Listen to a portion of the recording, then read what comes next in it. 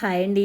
Welcome to Sanvitha vlogs. ఇదిగోనండి నా ఒక గార్డెన్లో ఈరోజు నేను వంగ మొక్కల దగ్గరికి వచ్చానండి. ఏమన్నా ఉన్నాయేమో కోసుకుందామని వచ్చానమాట. ఇగో ఉన్నాయి.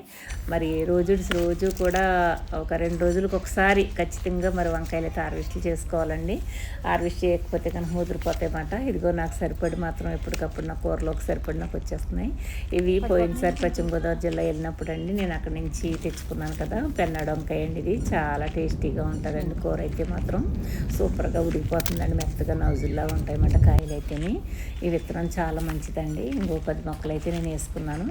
చూసారు కదా, మరి పోయినసారి కూడా 2-3 వీడియోలు చూపించాను మీకు. రోజు వచ్చినప్పుడల్లా నేను ఇలా కోసుకుంటానే ఉంటున్నాను అనమాట. కేజీలు రాకపోయినా ఒక అర కేజీ అలా వస్తూ ఉంటాయి అన్నమాట. వచ్చినప్పుడు మన కూరకు సరిపోతాయి. ఇదిగో ఇలా కొన్ని ఏమో పార్టీలో కూడా వేసుకున్నానండి. ఓ 4 మొక్కల కింద, 4 మొక్కలు అందులో, అలా 10 మొక్కల దాకా వేసుకున్నాను అనమాట. చూసారు కదా, మరి చాలా బాగా కాస్తున్నాయి అన్నమాట. ఏ మందులు కొట్టకుండా ఆర్గానిక్గా పండించుకున్నాయి కదండి. మనకి ఎంతో ఈ శ్రేష్టమైన మాట ఇవైతేని.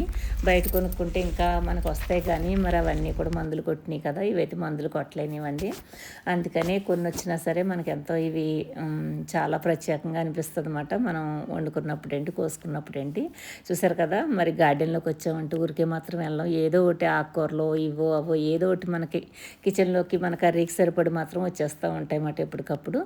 మరి నా వీడియోని మీరు చూస్తున్నారు, మరి లైక్ చేయండి, షేర్ చేయండి, సబ్స్క్రైబ్ చేసుకోండి. మరి మమ్మల్ని ఎంకరేజ్ చేసినట్టు ఉంటుందండి. కొత్తగా వచ్చి ప్రతి వీడియో కూడా నోటిఫికేషన్లోకి వస్తుంది. చూసారా, అర కేజీ కాయలు వచ్చినాయన్నమాట. చూసి ఆనందించండి. బాయ్ అండి.